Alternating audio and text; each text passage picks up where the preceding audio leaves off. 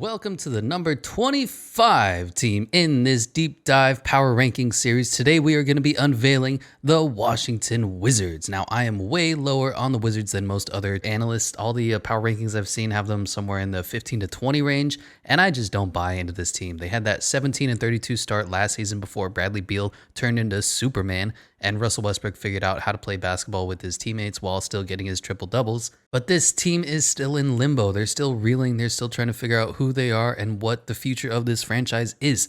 They're still reeling from trading away beloved man John Wall. I had no clue John Wall was so beloved in the Washington Wizards organization and fan base, but people love him there. And trading him away was this big deal to them, even though he's been injured for the last year.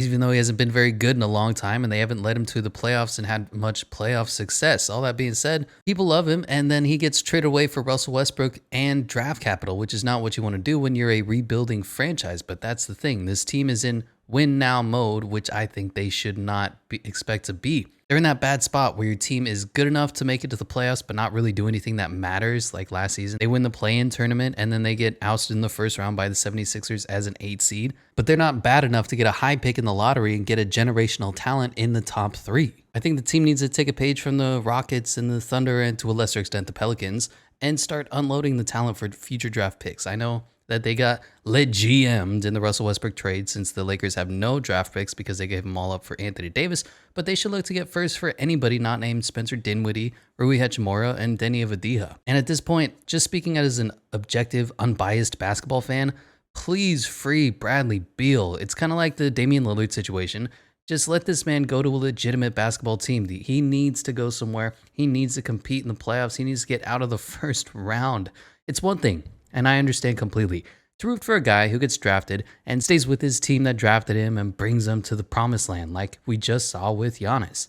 The team generally competes and they put good pieces around them to fit to their player. They make intelligent and necessary moves to elevate the team. But it's another when the team has had an inept front office for 10 years and is failing this superstar, this top 10 player in the game, and not putting a single piece around him that is even comparable to a Chris Middleton, let alone a Anthony Davis or a Paul George.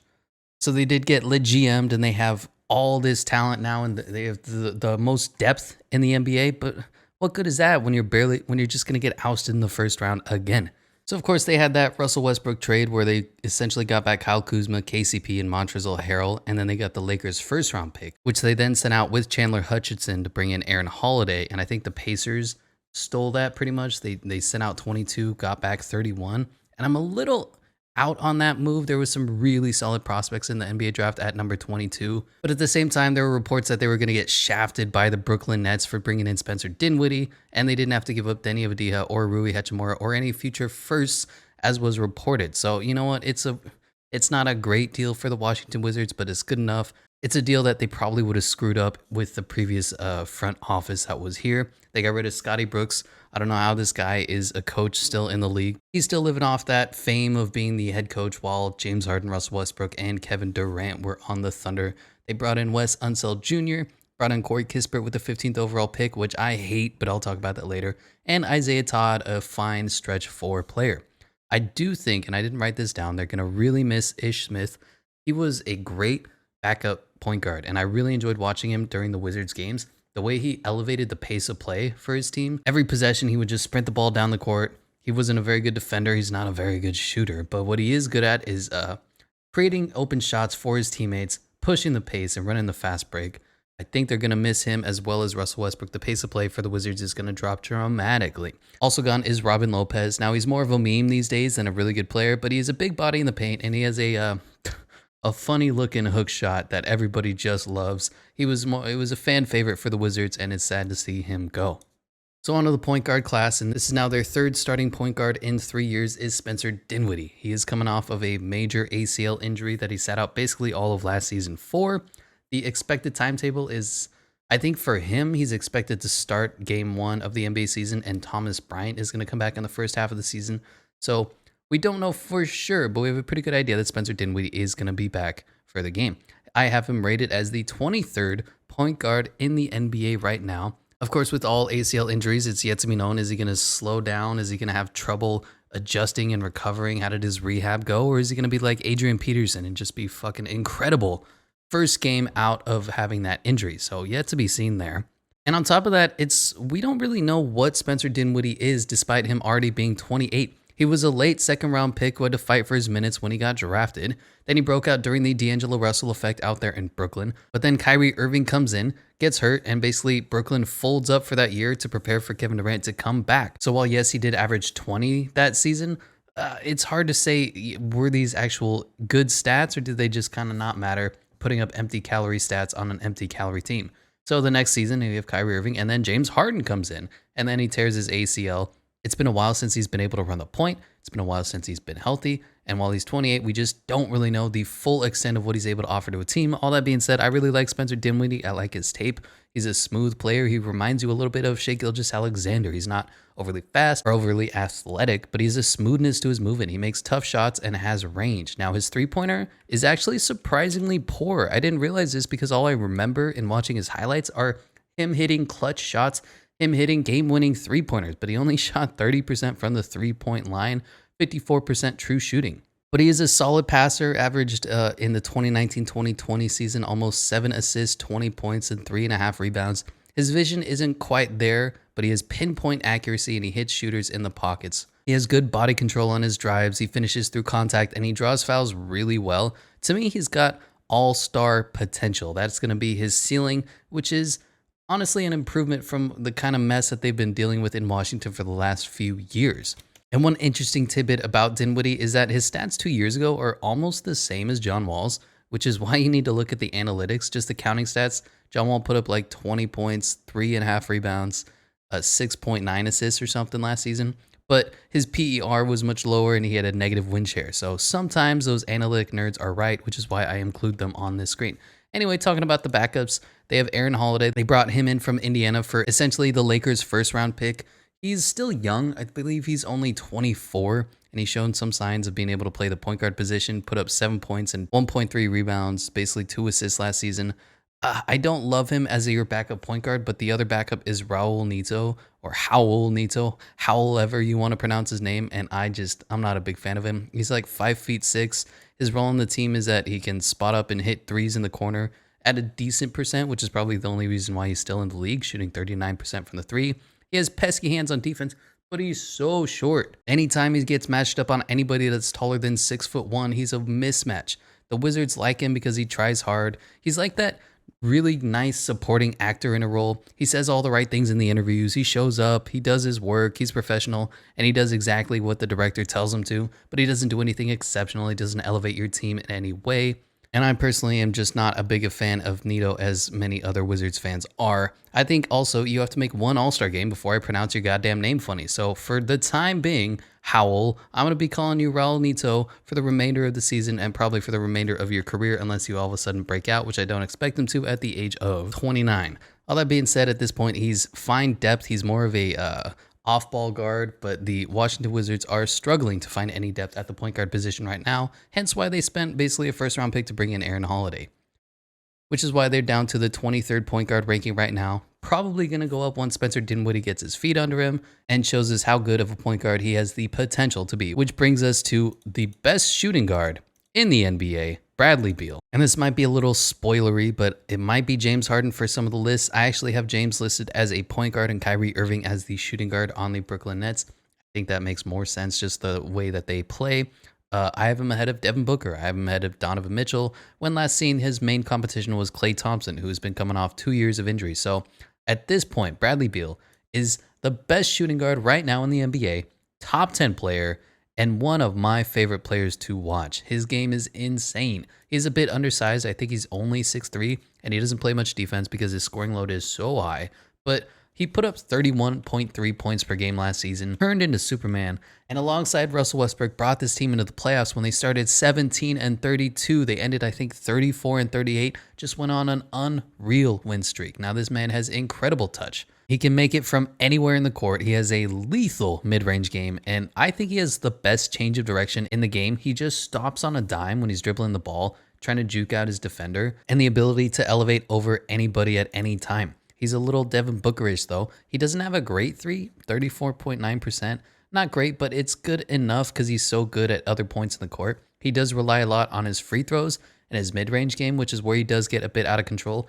I've seen at least once every 3 games in the fourth quarter when he's trying to make a shot, when he's trying to carry the team, he'll just start driving super hard, getting charges and getting bailout foul calls, which if he wasn't named Bradley Beal, would probably be going the other way. But he is still the #1 shooting guard in the league, put up just ridiculous numbers last season, 31.3 points per game.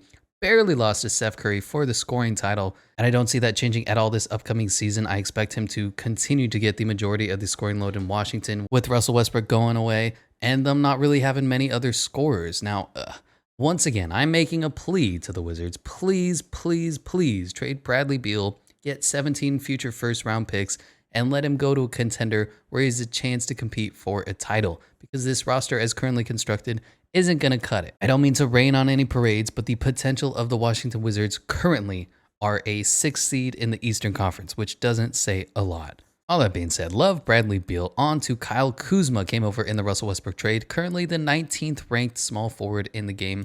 He is a traditional power forward. I think they're going to figure something out as the year progresses with Rui Hachimura, Kyle Kuzma, maybe even KCP. Just figure out who goes where. So at this point, it's a revolving door of a position, but Kyle Kuzma isn't a bad small forward. Shooters shoot. He got too much shit playing with LeBron. He was never able to fit in for whatever reason, since LeBron is just a nuclear player. He's never been known to develop talent. He's been well known to alienate anybody not named Dwayne Wade or Anthony Davis. Just look at Kevin Love. Just look at Kyrie Irving, Lonzo Ball, Brandon Ingram, Josh Hart. Just anybody who doesn't do exactly what he says when he says it, they seem, or isn't better than him, seems to have trouble playing alongside LeBron James, and Kyle Kuzma just never fit in. Now, he's not great when he puts the ball on the floor. He's very clumsy, I'll say, but he will shoot anything. He has no conscience. Whenever the ball comes into his hands, he's either going to shoot it or pass it away so he can try to shoot again. I would like him to utilize his size a little more. He's a big kid, but he plays shorter than he is, a little bit Davi Bertans-ish, which I'll talk about later when we get to him. And I'd like him to work on his mid-range game a bit. He kind of became 3-point centric, and he didn't shoot that great at 36.1% anyway. I think the big problem with Kuzma on the LeBron Lakers is that he isn't a traditional catch-and-shoot player. He needs the ball a little bit in his hands to develop some rhythm. His best game should probably come being the second option on the team, and this is the perfect fit for him. Bradley Beal is going to be alpha, of course, #1. And while Spencer Dinwiddie's still figuring it out for himself, Kyle Kuzma is going to be the second banana. I think he can put up 20 a night if he's given the chance to. It's not going to be good looking. I'm not even sure it's going to be winning basketball, but he can put up numbers. Also, he's on a very team-friendly deal, so if any championship contenders are looking for depth and the Wizards are sellers at the trade deadline, Kyle Kuzma could be on his way out again, going to another team that needs shooters. On to Rui Hachimura, and I love this kid, as does the entire Washington fan base. The kid has a lot of potential. He had a great season last year. He's a high-energy player who learned to run the floor every single possession from Russell Westbrook. He's still developing. He's got some Pascal Siakam potential being a modern four. He's basically exactly the type of player that you want from them. He stretches the floor to a good extent. He can defend well. He can defend bigger guys, and he can switch on to shorter guys on the perimeter as well. He does need to get better at shooting. He only shot 32.8% last season, but he has a very nice mid-range jumper. And the kid is only 23 years old. He's going to be one of the bright spots for a long time in Washington if he continues to develop at the rate that he is now.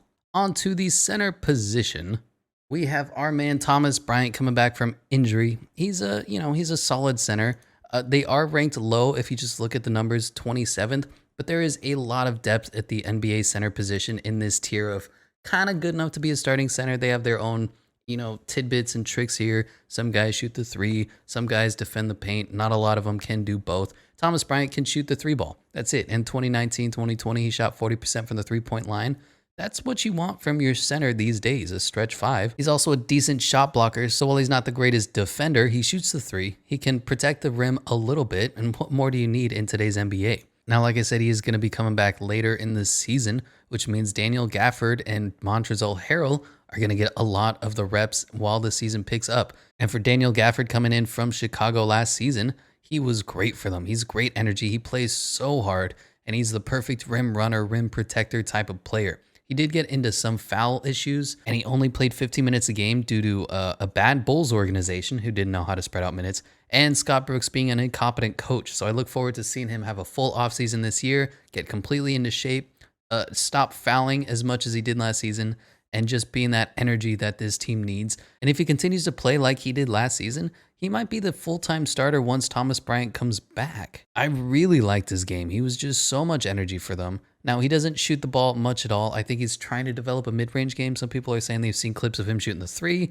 I'll believe it when I see it, but Daniel Gafford was great for them, was great energy alongside Russell Westbrook, which is what contributed to them having such a high pace of play. With Scotty Brooks being out of the picture, finally, maybe Daniel Gafford will actually stay in and play minutes when the games actually matters in the fourth quarter instead of being pulled for fucking Mo Wagner or some ridiculous substitution that he would make.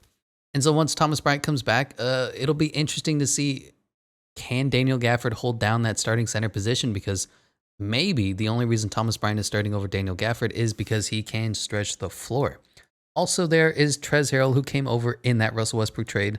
I'm unsure of his role that's going to be on the team. I think he's a potential buyout going to a championship team halfway through the season just because he doesn't match the timeline at all. He's an incredibly undersized center, and we just know who he is. He's high energy off the bench. He's going to play with full energy and go all out on offensive rebounds, and he's way too short to defend any true centers. He was really poorly, awfully exposed when the Clippers blew that 3-1 lead in the bubble when he was trying to guard the Joker.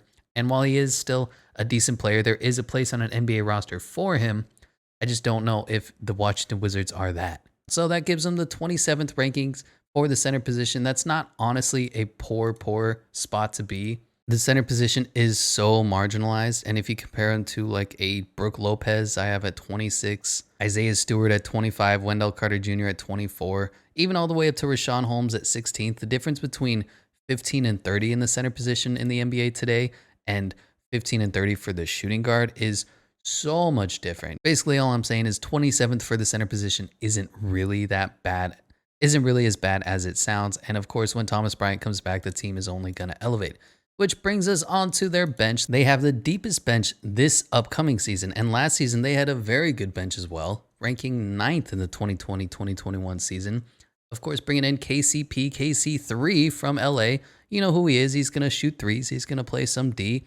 And he's going to make clutch shots. That's one thing that you learn about KCP. While he's not going to be great in the regular season, in the fourth quarter, when you need a bucket, when you need someone to make an open three, he's going to do that when it matters the most, which is why he got so much money. And it was kind of sad to see him go from LA, where he's been playing for like a million years, continuously getting way too much money and getting overpaid and getting really good contracts from the Lakers because LeBron liked him because he made buckets when he needed to. Corey Kispert being picked at 15th, I think, was probably my second most hated pick in the entire draft because that means the Wizards are in win now mode. Because there were a lot of decent prospects still available, looking at a Jalen Johnson or Isaiah Jackson, Ty Jones, a whole ton of young guys that were 18 and raw, but had a much higher potential than what Corey Kispert is going to give you. Corey Kispert is a 3 and some D kind of guy. You don't want to have the ball in his hands. He's not going to play incredible Davion Mitchell defense, and he's just going to shoot the three-pointer.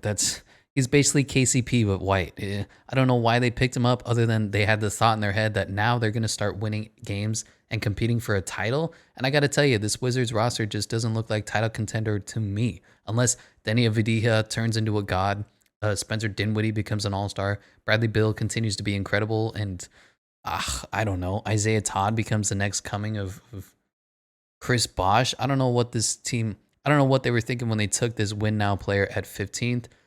All that being said, he's not terrible. You know exactly what you're going to get. About 40% from the three-point line, and you don't really want him to do anything else.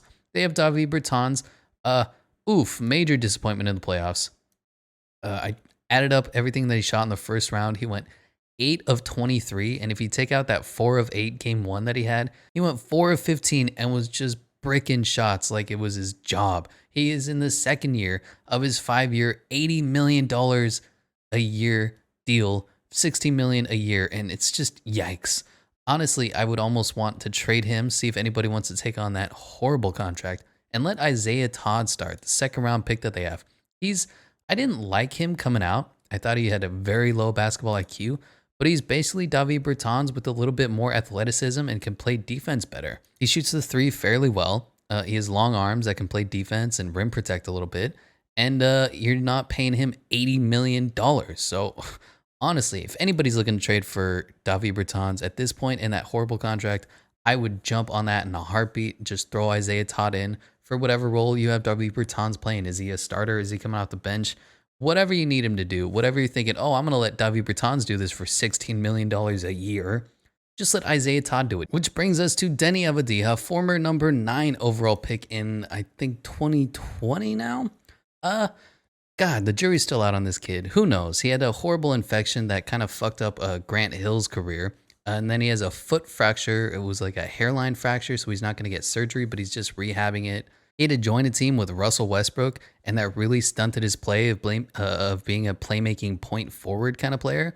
He's not a great 3-point shooter, and yet for whatever reason, Scott Brooks said, "Hey, Denny, who's drafted as a point forward, can you be a catch and shoot shooter for us?" And he can't do that. He shot 30% from the 3-point line, which is decent for a rookie, but they relegated his role to utility role player, screener, and spot-up shooter, and the kid needs the ball in his hands. He had no confidence when he was dribbling the ball. He would always just immediately pass it up and say, you know what, Bradley Beal, you know what, Russell Westbrook, you take the ball. I'm going to go hide in the corner. And he looked less like a top draft pick in that draft and more like some guy from Israel who has no business being in the NBA. Now, I believe in him. He's still super young. He has a ton of potential to still be a very good NBA player, but they need to let him play the point forward, become a playmaker, maybe have Spencer Dinwiddie do more of a traditional off-ball shooting guard kind of role when the two are on the court together. But the kid just needs the ball in his hands, and hopefully the new coach that comes in, Wes Unseld, will actually recognize that this kid is not a catch-up shooter. That's why you have KCP. That's why you drafted Corey Kispert. And they'll be able to unlock the potential of Denny Avdija. Isaiah Todd spoke about him. He's basically a Davi Bertans, but $15 million a year cheaper. Anthony Gill, Cassius Winston, they're fine depth. Jordan Goodwin, Jaime Echenike on 10-day contracts. Jay Huff from Virginia. You might see him this season. He's a 3-point shooting 7-foot big man who's skinnier than Evan Mobley and not very good other than that, but I don't expect him to be on the roster for too long, which brings us to that front office that I was talking about. I have the coach and culture rank of the Washington Wizards as 27th. Not very good, but thankfully for at least. Gone is Ernie Grunfeld. Gone is Ian Mahinmi getting $63 million. Gone is the Gilbert Arenas, Martell Webster contracts. Gone is Scotty Brooks, the most disliked man in Washington and probably the worst roster manager in the NBA. And incoming is the new regime. Tommy Shepard, Wes Unseld Jr., but they're still being led by the owner, Ted Leonsis. I don't know how to say his damn name. And not very impressed. Now, Wes Unseld Jr., he is a first-time coach, so it's yet to be seen. A lot of good things are being said about him. He was an assistant under Michael, don't call me Mike Malone. A lot of people say good things, like he's a very calm demeanor. He's a first in, last out kind of guy, pays major attention to detail, emphasizes defense, and of course, he's the coach of the former Bullet legend, Wes Unseld Sr. So we're just going to have to wait to see how he does as the coach. Tommy Shepard, jury's still out, but I'm not a big fan of the moves he's made. He traded away John Wall for Russell Westbrook, but gave up some draft capital. And then he traded away Russell Westbrook for Spencer Dinwiddie and a bunch of depth. He drafted Denny Avdija, but then they don't play him in the role that he was drafted for. Now they drafted Corey Kispert in a win-now mode. So I'm not a fan of him. I'm not a fan of the ownership moves right now. But you never know. There's always room for surprise when you have the literal best shooting guard in the NBA on your team. Onto their season projections, they're projected at 33.5, and I would take the under on that. I think this team is going to have a lot of trouble coming out of the gate because they have so many new pieces. They just need to get used to each other, get the feel, figure out where to sit on the court, what each other's tendencies are. And then the Thomas Bryant is going to come back in the first half of the season. They're going to struggle there. And I think they're going to be sellers at the deadline, meaning they're going to blow the team up, hopefully trade away Bradley Beal, get 17 first-round picks for him or whatever they need to do. But like I said, I'm just really out on this Wizards team, and they're in win-now mode. So this team, as assembled right now, is as good as they're going to be for the foreseeable future. I guess the ideal Wizards dream season is Spencer Dinwiddie plays like an all-star coming back from injury, and he finally gets his shot to be a starting point guard. Kyle Kuzma averages an efficient 20 a night. Denny Avdija becomes Luka Light. Rui Hachimura continues to develop and become the beast that he is. Daniel Gafford and Thomas Bryant form that perfect 1.5 center duo, and then they win the number 1 pick in the next 5 years, either by trading away Bradley Beal for 1 million picks, or Bradley Beal becomes Michael Jordan reincarnated. So that's my deep dive of the 25 seed Washington Wizards. Let me know what you think, what you agree with, what you disagree with, and I'll catch you in the next one where we unveil the 24th ranked team.